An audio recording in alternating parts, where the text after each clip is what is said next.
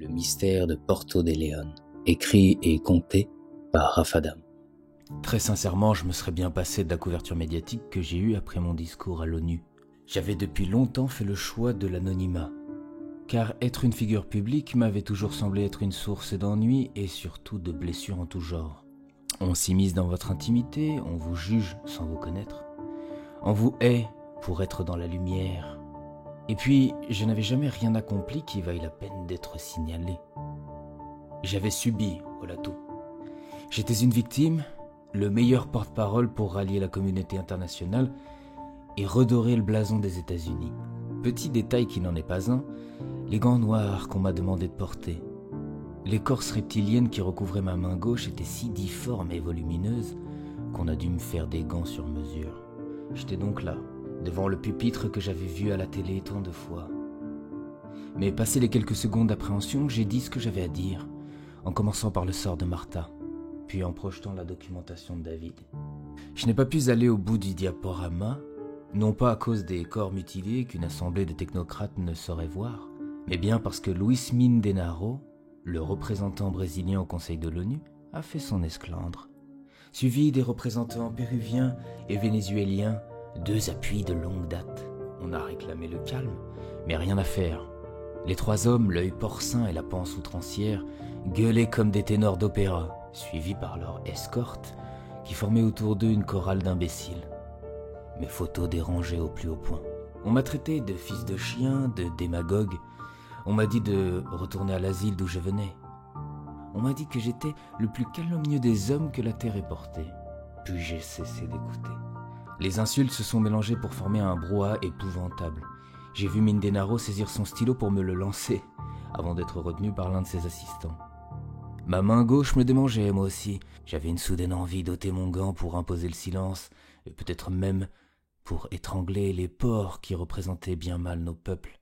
Il était clair que la diplomatie était en passe d'éclater comme un cristal. Je pouvais sentir l'électricité dans l'air.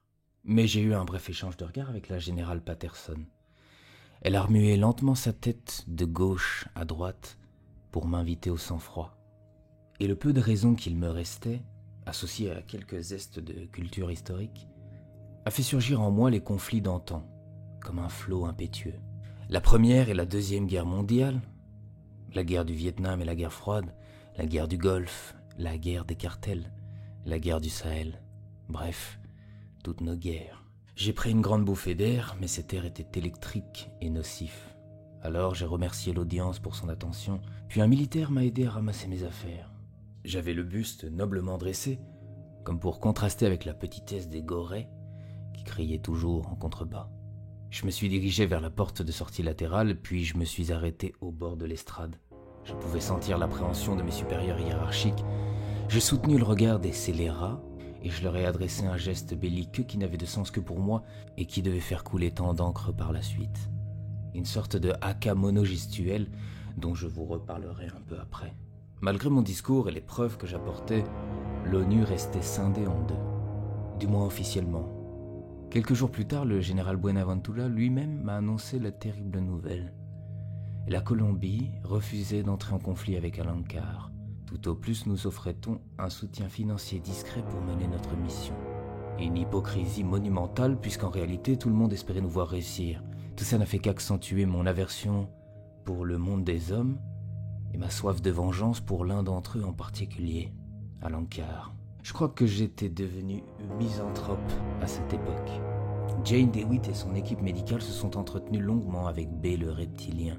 Je pouvais les voir discuter à travers la grande baie vitrée, trop épaisse pour entendre ce qu'ils se disaient vraiment. « Je suis désolé », a dit une voix derrière moi qui s'avérait être Patterson. « Et je vous remercie d'avoir gardé le sang-froid. » Elle se référait à mon discours. « Oh, on s'y attendait », ai-je ajouté comme pour entériner le constat. « Mais vous allez nous fournir un arsenal, n'est-ce pas ?» Elle m'a regardé au fond des yeux, puis un sourire s'est dessiné au coin de ses lèvres. « Suivez-moi », a-t-elle dit. Je l'ai suivi dans les interminables couloirs d'une propreté à vous rendre malade. Il n'était pas rare de voir un écriteau posé à terre, sol glissant. J'ai perdu le sens de l'orientation tant nous avons bifurqué, puis nous nous sommes arrêtés devant un sas. Patterson a posé sa main abîmée par ses années de service sur un écran tactile. La porte a émis un son discret, puis s'est ouverte en glissant dans le mur. Je suis passé à mon tour et elle s'est refermée derrière moi. La porte donnait sur une passerelle en verre blindé. Je restais subjugué par ce que je voyais de part et d'autre. Des chars d'assaut, des hélicoptères, des rayons entiers de fusils d'assaut, toute une section dédiée aux munitions et des engins dont je ne soupçonnais pas l'existence. J'ai accéléré le pas pour rejoindre Patterson. Elle a apposé sa main sur un autre écran de contrôle et nous avons pris un ascenseur pour rejoindre le niveau inférieur. Venez, je vais vous montrer les combinaisons. Je l'ai suivi en me demandant comment j'en étais arrivé là. Moi qui n'avais jamais été porté sur les armes et le combat. Mon Dieu, pensais-je, je vais devoir mener des hommes au combat. Dans quoi me suis-je embarqué? Puis encore, j'allais être le déclencheur d'un conflit armé. Un homme faisait l'inventaire des tenues, suspendues sur 2 rangées superposées. « Je vous présente Lewis », a dit Patterson, notre ingénieur chargé des tenues de combat. J'ai serré la main de cet homme, jeune, calvitie prononcée, lunettes, le regard perçant et plein de lumière. « Lewis a préparé l'équipement de votre escouade. » Je suis passé dans le rang pour mieux apprécier les exosquelettes en titane et en fibre de carbone, comme si j'y connaissais quelque chose. Le plus intéressant, c'est que Lewis n'a rien dit. J'apprendrai plus tard qu'il était muet et que son ingénierie parlait d'elle-même. J'ai manqué de demander l'autorisation pour toucher le textile, mais je m'en suis abstenu. L'équipement semblait léger. Des mousses et des lichens synthétiques avaient été ajoutés pour donner du volume et améliorer le camouflage. L'exosquelette protège la colonne, a dit Patterson, ainsi que toutes les articulations, notamment les chevilles et les genoux. Et voyant mon incrédulité, moi qui étais sur le point de devenir cyborg, elle a ajouté: la guerre n'est plus ce qu'elle était. J'ai réfléchi tout en observant les casques équipés d'une visière électronique dont j'ignorais les fonctions. Vous croyez que 30 hommes pourront renverser toute une armée? Ai-je demandé sans sarcasme. Patterson a souri. Elle s'attendait à cette question. Alors, elle a fait appeler Grégoire Lorient, un Colombien d'origine française. Il portait déjà la combinaison. « Voici votre capitaine », a-t-elle dit. « Grégoire va vous faire une démonstration. » 5 minutes plus tard, je le voyais entrer dans une arène en contrebas. J'observais derrière une coupole en verre. Lewis était derrière un ordinateur de contrôle. Il attendait l'autorisation de Patterson. Elle a hoché la tête et Lewis a soulevé le boîtier qui protégeait la manette. En bas, Grégoire Lorient avançait son arme à la main. J'ai sursauté en entendant la première déflagration, malgré le verre qui nous séparait de la piste d'essai. Des mines ont explosé çà et là, ainsi que des grenades. Grégoire avançait toujours. « Vous voyez ?» dit Patterson. « Cette armure antidéflagrante vous protégera. Et des oreilles à la pointe des pieds. » J'ai essayé de trouver quelque chose à rétorquer. Après tout, j'ai joué ma vie et celle de 30 hommes. Et vous ne croyez pas que Grégoire a les oreilles en sang en cet instant, ai-je dit. Elle a souri sans malice et m'a dit: « Écoutez, je comprends votre inquiétude, mais croyez-moi, vous serez totalement convaincu après votre entraînement. » Grégoire est revenu parmi nous. Il suait légèrement. Il s'est contenté de féliciter Patterson sur son équipement avant de nous saluer et rejoindre la cantine. L'endroit semblait abandonné. Du fourré où nous étions, accroupis et équipés de nos lunettes de vision nocturne, on ne voyait qu'un mur gagné par les lichens, percé de fenêtres aux carreaux sales. « Allons-y », a dit Grégoire Lorient. Et comme d'un seul homme, nous avons avancé en ligne, le fusil prêt à tirer. Ce qui devait être autrefois un jardin n'était plus qu'un terrain boueux et jonché de trous. J'ai regardé furtivement au sol, mais ma visière ne détectait aucune mine enfouie. Arrivés au niveau du mur blanc, nous nous sommes séparés en 2 groupes. 15 hommes contournèrent le bâtiment par la droite. Je suis parti sur la gauche, suivi par les autres mercenaires. À l'angle du mur, j'ai passé une tête. RAS, nous avons longé le mur latéral. Les fenêtres étaient bien trop hautes pour voir quoi que ce soit. De temps en temps, nous regardions en direction de la lisière. Nous redoutions une embuscade. Au bout du mur, j'ai regardé furtivement. La route de terre était déserte, tout comme les marches de l'entrée. « La voie est libre », a-t-on dit dans mon casque. J'ai monté les 4 marches pour me retrouver devant l'imposante porte de bois. On y avait gravé le Christ sur la croix. « Rien sur le toit, ni explosif, ni embuscade en vue. » Alors dit l'un des nôtres. J'ai jeté un bref regard à Grégoire Lorient qui nous avait rejoints et nous avons poussé la lourde porte de bois. Il y avait un couloir assez large qui donnait de part et d'autre sur les salles d'infirmerie. Un léger courant d'air est venu remuer les particules de poussière en suspension. J'ai avancé timidement jusqu'à la première salle, sur ma droite, et j'ai pointé mon arme à l'intérieur.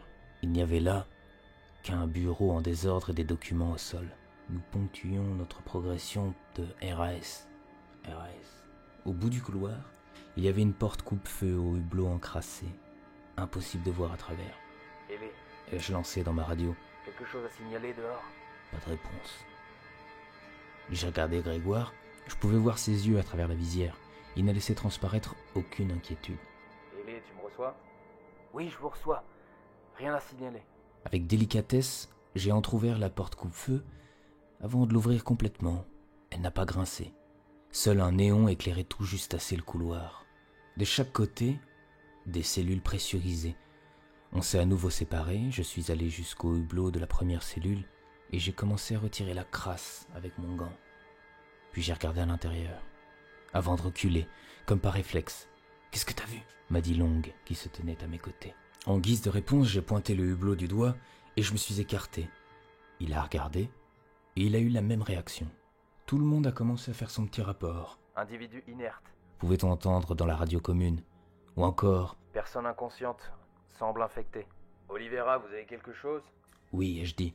Il y a quelqu'un à l'intérieur de cette cellule. Il manifeste un quelconque signe de vie? J'ai trouvé la question saugrenue, étant donné que je n'étais pas en mesure de prendre son pouls. Et je n'en avais guère envie, à vrai dire. Je vais regarder de plus près. Ai-je lancé. Et j'ai regardé à travers le verre, et là, j'ai sursauté pour de bon. L'homme était debout, au milieu de sa cellule. J'ai tendu le bras pour dissuader Long. À 1 mètre de la porte, j'ai ajusté le zoom de mes jumelles intégrées pour mieux apprécier l'individu. C'était idiot, mais à ma place, vous auriez sûrement renoncé à coller votre tête sur ce hublot. Hublot sur lequel je n'avais aucune garantie. Soudain, j'ai reconnu l'homme emprisonné. C'était l'un de ceux qu'on avait arrêté et jeté à l'asile avec moi. Isaac, c'était bien lui. Il portait une immonde excroissance sur le front, comme un bulbe prêt à éclater. Il avait perdu ses cheveux et des brûlures s'étendaient sur son cou. Je l'ai regardé droit dans les yeux, mais je n'ai rien vu du regard espiègle de l'homme que j'avais connu. Ses yeux vitreux baignaient dans le sang. Alors, il a bougé. Il a fait un geste comme une menace. Il feignait de s'ouvrir le torse avec le pouce. Lentement, il dessinait une grande diagonale. C'est ce geste que j'avais adressé à Mindenaro et à ses sous-fifres à l'ONU. Long a posé une main sur mon épaule. J'ai sursauté et je me suis réveillé de ce mauvais songe. J'étais allongé sur un lit, le corps en sueur. J'ai regardé le plafond, très haut. Un mauvais rêve, m'a alors dit B, assis non loin. Je me suis redressé et j'ai bu de l'eau sur le bord du lit. À l'encart, ai-je dit, qui fait des essais cliniques sur des détenus. Soudain, j'ai ressenti un grand froid dans le corps, une grande frayeur. Comme si je venais d'avoir la certitude que nous courions au désastre. Je redoutais en mon intérieur que ces essais cliniques aient réellement eu lieu, qu'ils aient essayé de mélanger l'ADN reptilien au nôtre. Vous savez ce que c'est ? A alors dit B en désignant ma main, comme pour me sortir de mes divagations. Non, ai-je dit en touchant la croûte reptilienne qui gagnait mon avant-bras. C'est un organisme vivant, a ajouté B. Un organisme unicellulaire, ni plante, ni champignon, ni animal. Je suis resté dans la contemplation hébétée de ma main, puis j'ai dit « Un être vivant ?» Oui, assez proche du Physarum polycéphalum terrestre, plus communément appelé blob. J'allais protester, m'insurger contre cet immondisme de la nature. Le terme d'immondisme n'existe pas, mais ma foi, il convenait très bien à cette chose que B disait être vivante, rampante, envahissante. Quand un reptilien décède, a repris B, son blob attend un hôte. Un peu comme une tique. Une fois qu'il a trouvé un corps étranger, le corps originel meurt tout à fait. La momie que vous avez trouvée dans votre jardin a trouvé son hôte. Elle s'est désagrégée en moins de 3 heures après la passation, et il n'y a aucun moyen de répliquer le blob. Une fois transmis, le blob laisse derrière lui une bactérie. Quiconque touche alors le corps originel s'expose à une mort lente et douloureuse. Je repensais à Isaac, que j'avais vu en rêve. J'étais en partie rassuré, mais qu'allait-il devenir de moi ? Y a-t-il un remède ? Ai-je demandé avec une pointe de désespoir dans la voix. Oui, a dit B avec aplomb. J'ai senti ma poitrine se soulever bien fort. En vous suicidant. Quoi? Ou en vous faisant tuer au combat. Dans ce cas, le blob attendra son nouvel hôte. Sans doute l'un de vos frères d'armes. Désemparé par cette révélation, j'ai regardé les scientifiques au loin. Ils essaieraient vainement de reproduire ma métamorphose sur des rats. Il faudrait donc qu'ils me tuent pour avoir le blob. C'est la première fois qu'un humain reçoit un blob, a ajouté B. Ça fait de vous le premier hybride reptilien humain. Il s'est levé et a tapoté sur mon épaule de sa main proéminente, comme pour me féliciter. À terme, je serai recouvert entièrement par le blob.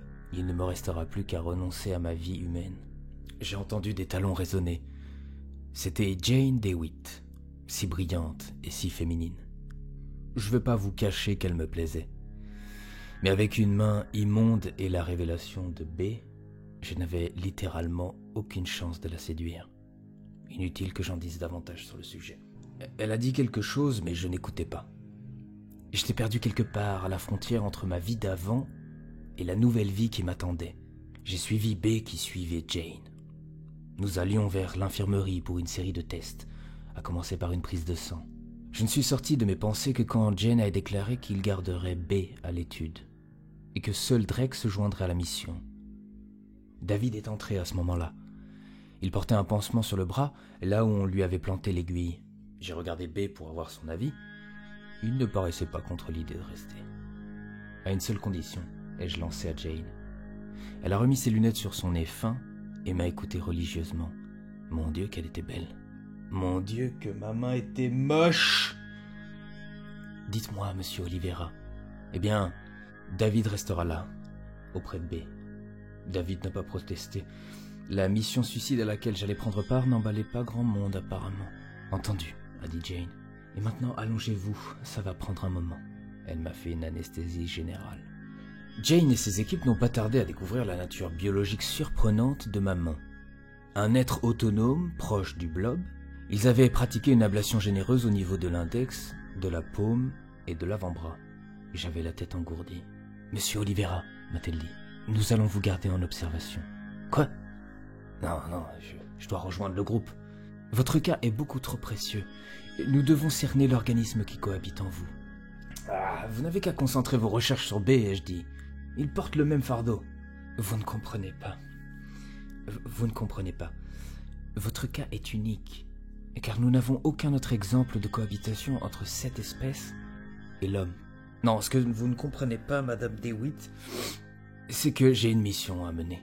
J'ai pas subi 20 ans d'internement pour finir dans un laboratoire et rester à l'étude, ad vitam aeternam, le temps que vos équipes daignent admettre leur ignorance avec tout le respect que j'ai pour les scientifiques. » Elle a essayé de témoigner son empathie par un sourire qui n'a eu d'autre effet que de m'énerver un peu plus. Sa beauté s'effaçait soudain devant l'urgence que j'avais à envoyer Alencar aux enfers. Si vous suiviez l'opération à distance, m'a-t-elle dit, vous seriez en relation constante avec le capitaine Grégoire Lorient, vous seriez dans la salle de contrôle avec la générale Patterson. Vous pourriez suivre chaque déplacement en temps réel. Qu'en dites-vous ? J'en dis que je dois tuer Alencar de mes propres mains, mademoiselle DeWitt. Mais qu'à me couper le bras et le garder à l'étude. Et sur ces mots, j'ai vu 5 militaires se mettre en ligne derrière le verre. Jane leur a adressé un regard, et ils sont entrés pour former un arc de cercle devant moi. Jane n'osait plus me regarder. « Je suis désolé, monsieur Oliveira. » Elle est sortie et je suis resté devant les 5 soldats, tous plus grands et bien plus forts que moi. L'un d'eux portait un cache-œil. J'ai regardé Jane DeWitt s'éloigner dans le couloir. Les soldats ne disaient rien. J'ai observé l'état de ma main et de mon avant-bras. La croûte robuste se refermait à vue d'œil, là où il m'avait retiré un bout. Je sentais le blob reptilien s'enraciner toujours plus profondément dans mon épiderme. J'avais la main qui me démangeait. Elle a commencé à trembloter. Ça a duré quelques minutes, puis le blob s'est comme cristallisé. Alors j'ai ressenti une grande poussée, comme un herpès qui accélérerait sa course. Les soldats m'en sont témoins. Le blob a progressé le long de mon avant-bras jusqu'au coude. Jamais il n'avait poussé aussi vite, du moins pas pendant mes 20 ans d'asile. Était-ce à cause de l'ablation pratiquée par Jane DeWitt, comme un mécanisme de défense? Les soldats ont gardé leur position. L'un d'eux a sorti un taser et m'a dit « Restez calme, monsieur Oliveira. Nous avons tous intérêt à coopérer. » Moi, je regardais le blob couvrir mon corps comme une nappe de pétrole sur un cormoran, impuissant. Étrangement, la solidité du blob contrastait avec sa légèreté. J'avais même l'impression que mon bras gauche était moins fatigué, moins victime de la gravité. J'ai repensé à l'infirmier que j'avais peut-être tué pour m'échapper. Le blob avait depuis gagné en force et en volume. Tout à coup, j'ai essayé de percer la ligne des soldats pour rejoindre la sortie. 2 d'entre eux m'ont retenu par la ceinture. Alors j'ai donné un revers de bras à celui qui se trouvait sur ma gauche. Son casque a plié sous le cou et j'ai vu son œil sortir sous la compression du crâne. Il est tombé à terre, inconscient, et j'ai cessé de me débattre devant le constat alarmant de ma force prodigieuse. Je ne saurais jamais qui du blob ou moi a couché cet homme. Toujours est-il que l'homme a perdu un œil et une partie des fonctions motrices. Sa mort fut évitée de justesse grâce à l'intervention rapide de Jane DeWitt. Et me voilà encore enfermé. Cette fois-ci dans une base militaire en plein milieu de la jungle, en attendant mon jugement. J'avais manqué de tuer un homme, je plaiderais en partie mon innocence en expliquant que je n'avais pas le contrôle du blob en moi. Maintes fois j'ai pensé à sectionner ce bras immonde pour stopper la progression du blob. Mais je sentais bien qu'il avait atteint mes vaisseaux sanguins, que son emprise sous-cutanée s'étendait même au cerveau et sûrement au centre de décision. Sans lui, mon coup n'aurait été bon à rien. Je me serais sans doute fracturé une phalange ou 2 sur le casque du soldat. Sans lui, il ne m'aurait pas gardé en observation, et tout cela n'aurait jamais eu lieu. Oui, le blob devait être jugé, non moi. J'ai passé 2 jours en isolement, après quoi on est venu me chercher. Cette fois, j'avais les mains menottées. Je suis entré dans une petite salle aux murs de bois. Le vernis réfléchissait la lumière artificielle qui éclairait les juges du tribunal militaire. Je me suis arrêté devant un pupitre avec un micro, 2 gardes juste derrière moi. Le tribunal, présidé par un vieux monsieur couvert de décorations, devait déterminer si j'avais volontairement agressé le soldat et quelle devait être ma sentence. « Monsieur Oliveira, êtes-vous conscient des accusations qui pèsent sur vous ? » ?»« Oui, monsieur. » »« Et assumez-vous l'entière responsabilité de ces actes ? » ?»« Non, monsieur. » »« Pourquoi cela ? » Je n'ai pas répondu tout de suite.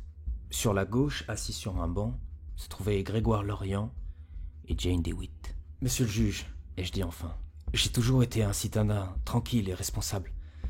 Je payais mes impôts et vivais convenablement de mes revenus.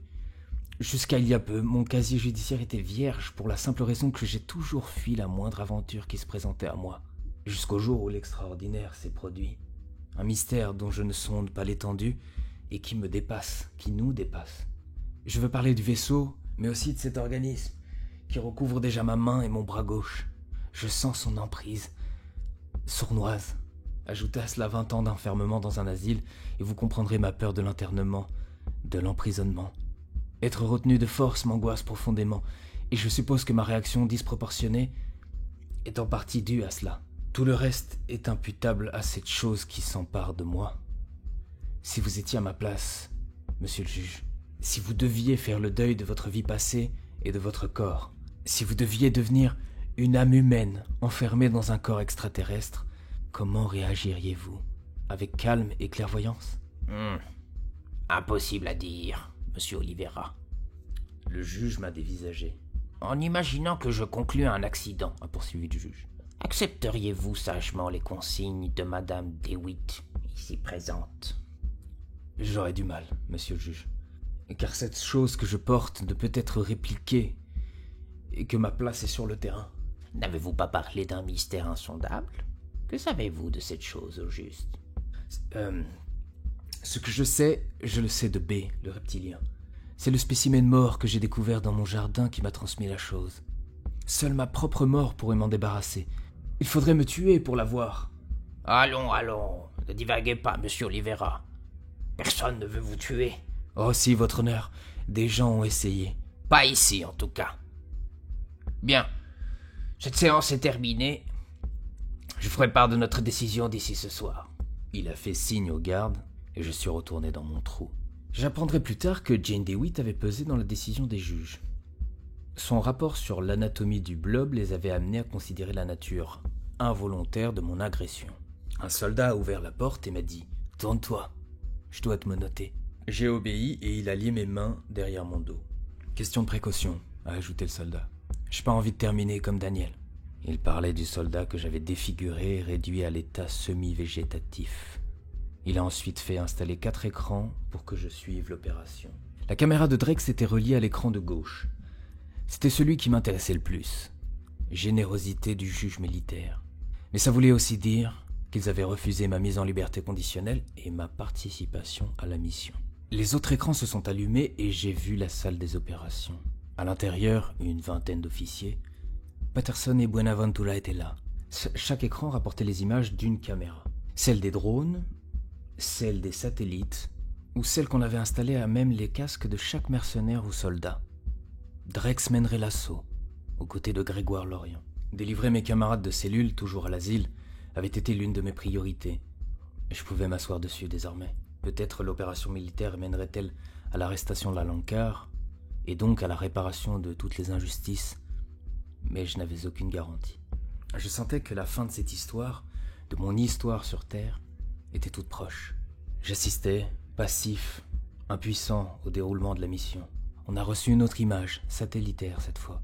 Le QG supposé d'Alankar, à 156 km où nous étions. La caméra de Grégoire Lorient était retransmise sur l'écran central. On a alors entendu un appel radio. Équipe Alpha à la base, nous sommes à 10 km. Je lance le compte à rebours. Un compte à rebours de 30 secondes s'est affiché devant moi. J'ai regardé les chiffres rouges défiler. 29, 28, 27, puis 3, 2, 1. J'ai entendu une détonation très étrange comme un tonnerre. Sur l'image satellitaire, j'ai alors vu des éclairs bleutés se répandre sur les édifices. J'apprendrai plus tard que l'attaque électromagnétique avait permis de désactiver les portails et accès de surface et de neutraliser les militaires sans protection. Alpha, ici la base. A dit Patterson. Résultat après impact? Pas de réponse. Les images des caméras embarquées se sont brouillées, puis figées. Alpha, vous recevez? Votre situation? On a tous attendu, le souffle suspendu. Ici Alpha, nous serons bientôt sur place. Les caméras montraient désormais la forêt. L'équipe Alpha est arrivée la première, et ils ont commencé leur progression, suivis peu après par 2 autres équipes. Portail principal franchi, nous entrons dans la base. Ils ont fait 50 mètres, puis ils ont essuyé des tirs. Le groupe s'est dispersé et j'ai cru voir des soldats à terre. La caméra de Drex était celle qui bougeait le moins. Il était derrière une Jeep, hors d'usage des suites de la bombe électromagnétique. Il scrutait le toit du hangar à la recherche du tireur. Quand il l'a repéré, il a zoomé et a dit « Je peux l'atteindre ». Sans attendre l'aval de Patterson, il a bondi de derrière le véhicule et couru à une vitesse étourdissante. J'étais courbé, les yeux rivés sur l'écran. J'espérais voir Alankar quelque part. Drex courait en zigzagant pour éviter les tirs, mais je crois qu'une balle l'a atteint, car il a été freiné et il a poussé un râle. Mais il a pu atteindre le mur et il a commencé son ascension en plantant ses longues griffes dans le béton avec une force prodigieuse. Les tireurs ont eu le temps de décrocher leur lourde mitraillette pour la pointer sur lui, mais ils n'ont pas eu le temps de décharger que Drex en égorgeait un d'un simple coup. L'autre, impuissant, a supplié à ses pieds tout en reculant. Drex a regardé sur le toit. Personne d'autre. Alankar doit être en train de fuir, a dit Drex. Lançons l'assaut. Non, a dit Patterson. Lorient, envoyez 4 hommes en repérage. Bien reçu. Les hommes sont partis, 2 de chaque côté, le dos courbé et au pas de course. Ils ont refermé leur étau, puis passé une tête dans l'embrasure de la grande porte. À l'intérieur, tout était éteint. La caméra d'une dénommée Audrey Mélang est apparue sur mon écran de droite. Elle montrait l'intérieur du hangar, apparemment désert. Je ne devinais que des véhicules militaires, tous hors d'usage. La voie est libre, général. Allez-y, a ordonné Patterson. J'étais exaspéré par la lenteur de l'opération. On n'a pas la même sensation derrière son écran que sur le terrain. Tout paraît plus simple de là où je suis, encore que mon corps se consumait de l'intérieur sous l'effet de la frustration. Et peut-être à cause du blob, dont je sentais l'emprise grandissante. La nuit dernière, je me suis réveillé en sueur, et j'ai demandé au garde de m'apporter de l'eau. J'ai bu 6 litres. Qui consomme 6 litres d'eau en pleine nuit? Certainement pas un être normalement constitué. L'embuscade de nuit se déroulait trop bien, selon moi.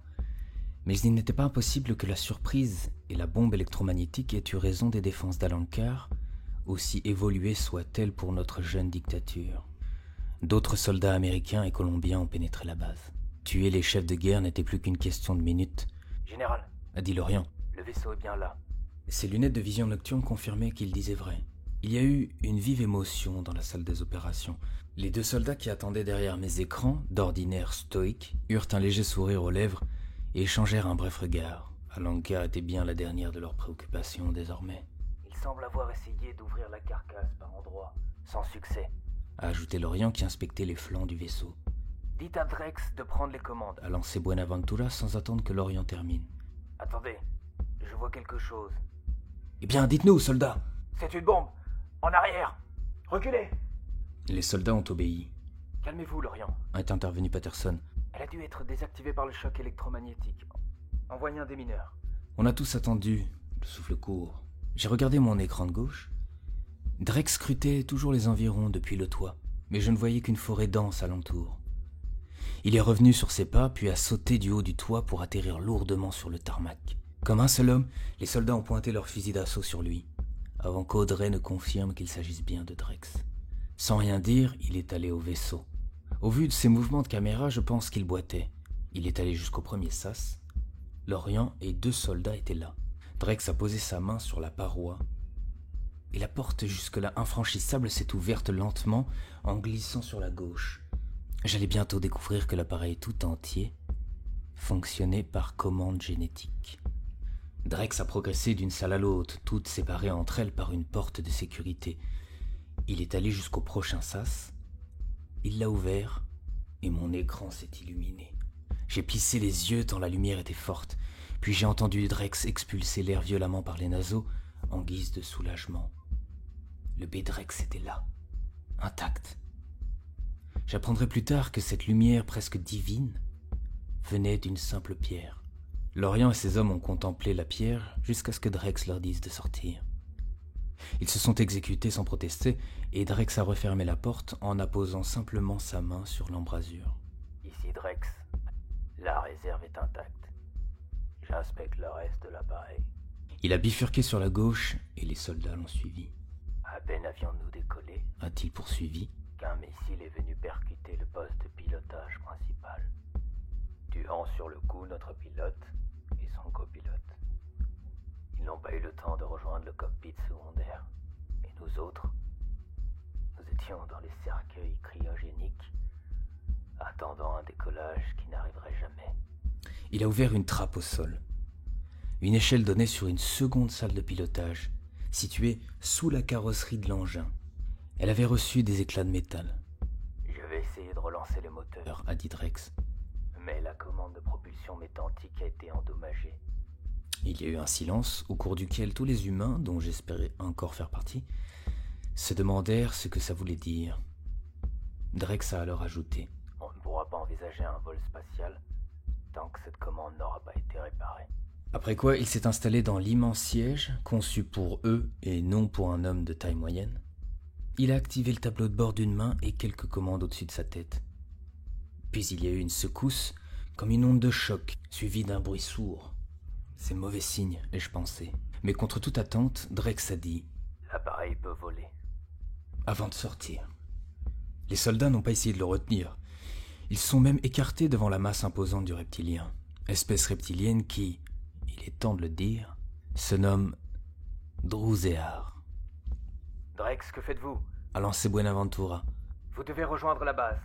Mais Drex n'a rien dit. Et j'ai vu à sa caméra qu'il ressortait du hangar. Les soldats étaient désemparés, car sans lui, impossible de faire décoller l'appareil. Drex a contourné l'édifice au pas de course pour rejoindre une route de terre qui partait dans la forêt. Dans la radio, on pouvait entendre les invectives de Patterson relayées par Buenaventura, hors d'haleine. Soudain, les ordres ont cessé, car un objet ardent est apparu sur la caméra de Drex. D'abord comme un point étrange dans la nuit, puis comme une évidence. « Missile !» a crié l'un des opérateurs. Patterson n'a pas eu le temps de demander comment l'arme avait échappé aux images satellitaires que Buenaventura ordonnait à ses hommes de fuir pour leur vie. Le missile est arrivé à hauteur de Drex et il l'a esquivé d'un simple pas de côté. Puis il a couru de plus belle vers la source du tir. « Réfugiez-vous dans le vaisseau !» a-t-il lancé sans se retourner. J'ai regardé tous mes écrans à la fois, celui de Drex et ceux de Grégoire Lorient et Audrey, à la limite du strabisme, le cœur prêt à éclater. Puis des 4 écrans, 3 d'entre eux se sont illuminés comme des soleils. Et nous avons perdu la plupart des radios. La base venait d'exploser. Seul Drex transmettait encore des images à peu près nettes, encore qu'il courait tellement vite que je ne devinais que la forêt alentour, la route de terre, et bientôt un lance-missile sorti du sol. Drex ne s'est pas attardé et j'ai deviné au loin des jeeps qui fonçaient à toute allure.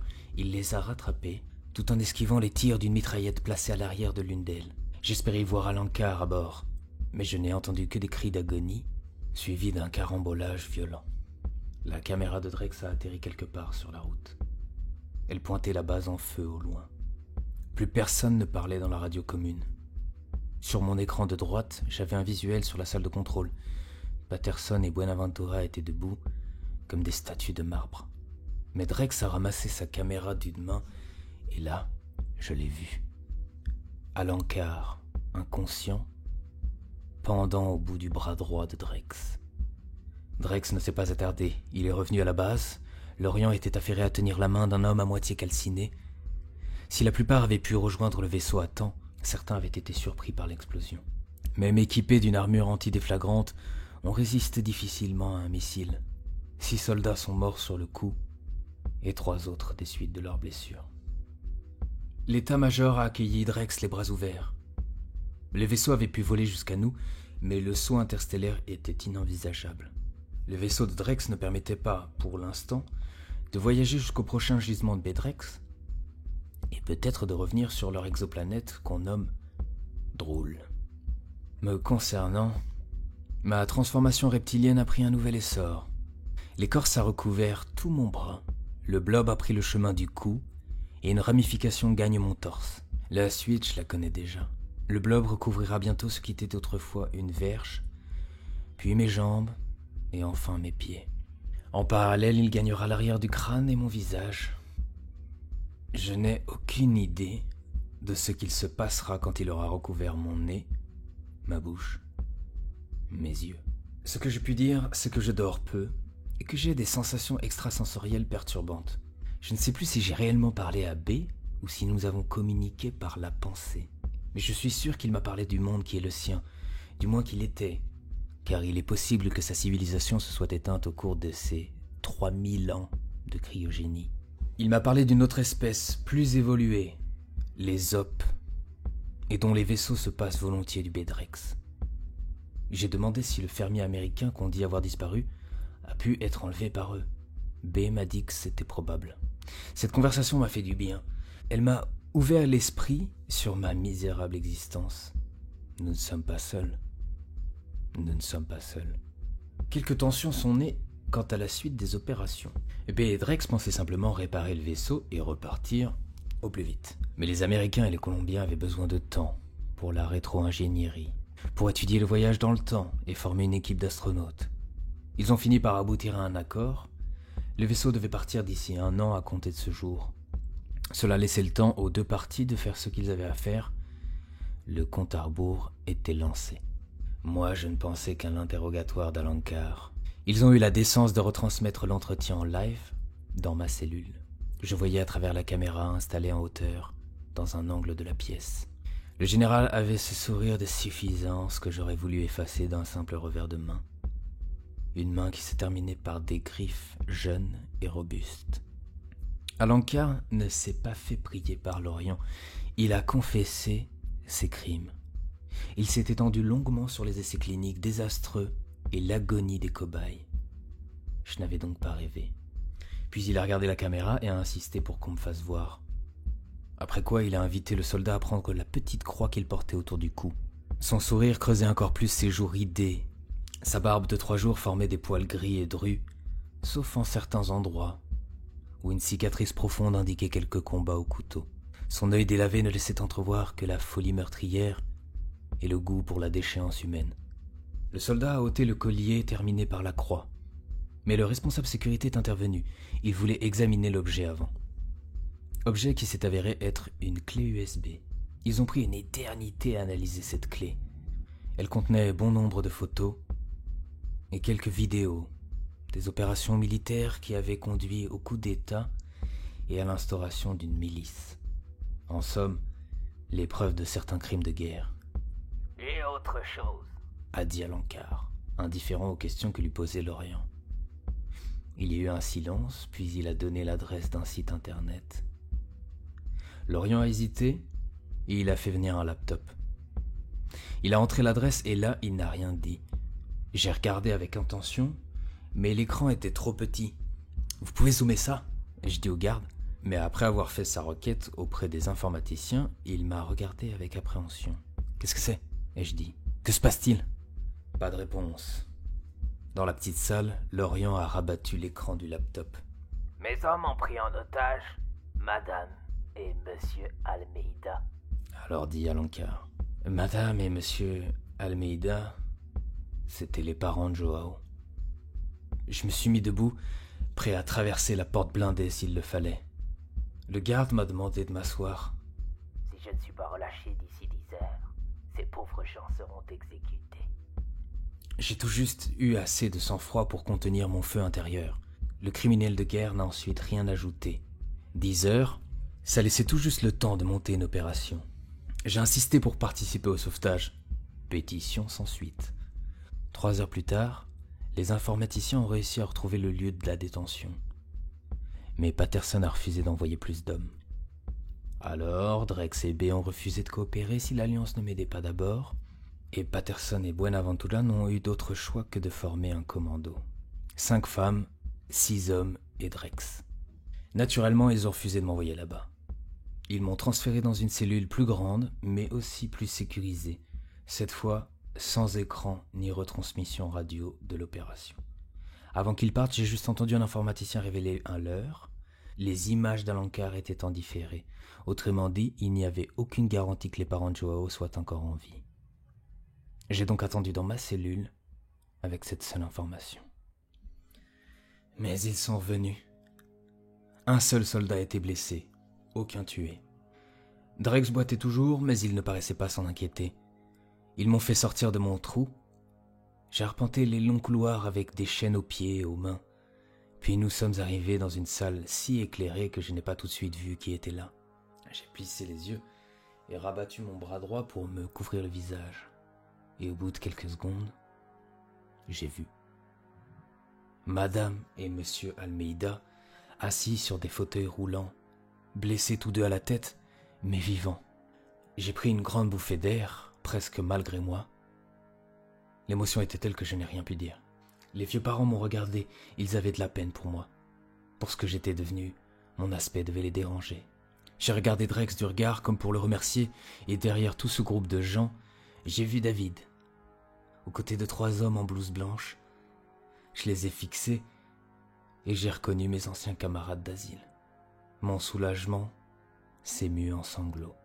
Le lendemain, Judith McAndrew, présidente des États-Unis, a annoncé officiellement le renversement d'Alencar. Le général avait été jugé en une seule journée pour ses crimes qu'il revendiquait et dont il apportait les preuves. Mais sa folie ne fut pas prise en compte dans le jugement. Il fut transféré à Florence Admax, l'Alcatraz des Rocheuses. Devant son pupitre au milieu des parterres de la Maison Blanche, Judith McAndrew a aussi annoncé des élections libres dans les 2 mois suivants. Autant de bonnes nouvelles d'un coup. J'ai du mal à y croire. 1 an plus tard. Après des mois d'incarcération et de tests cliniques, j'ai fini par sortir. Ils avaient réussi à isoler un blob reptilien.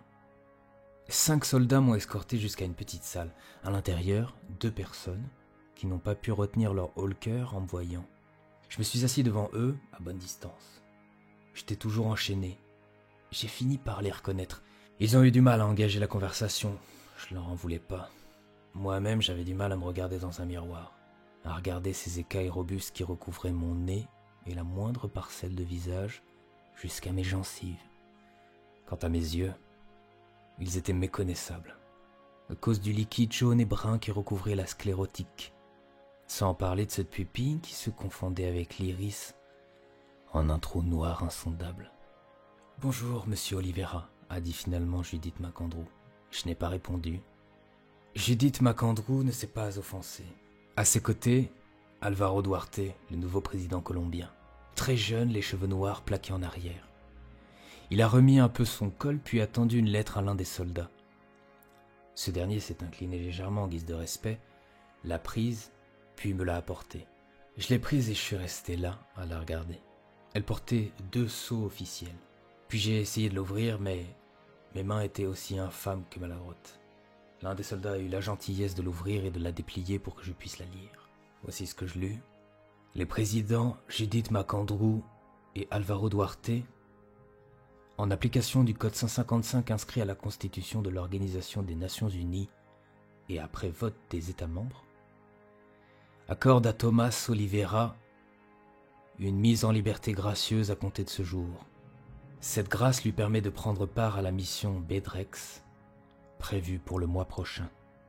Je n'en ai pas lu davantage. La lettre est retombée sur mes genoux et j'ai regardé dans le vide. J'étais gracié. 1 mois plus tard, BEDREX était là, sur le tarmac. David aussi. Il n'attendait plus que moi pour partir. Il y a 2 jours, j'ai rendu visite à Madame et Monsieur Almeida.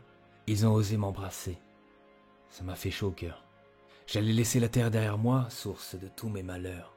Plus rien ou presque ne me retenait ici. Mais j'avais l'intuition que le cosmos me réserverait d'autres mésaventures. J'ai toujours cru avoir une bonne étoile.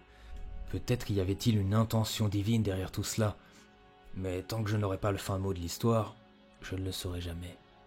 Nous allions mettre le cap sur le gisement de BEDREX.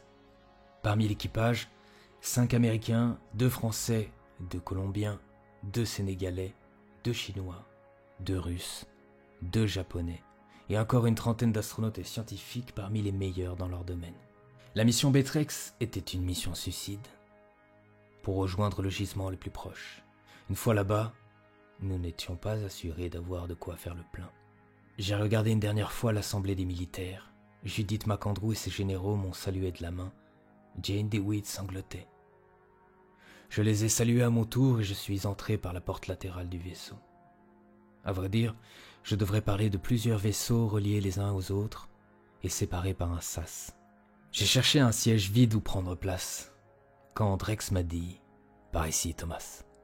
J'allais m'asseoir à côté d'eux, dans un siège spécialement conçu pour un gabarit humain, en plein milieu du poste de pilotage le plus sophistiqué que la Terre ait porté. Drex a fait un dernier checking et B a initié le décollage. Nous allions rejoindre la stratosphère d'une seconde à l'autre, puis ce serait l'instant de vérité. Le grand saut dans l'espace-temps. J'espère pouvoir vous écrire prochainement. Si le voyage s'est bien passé, soyez sûr que vous aurez de mes nouvelles.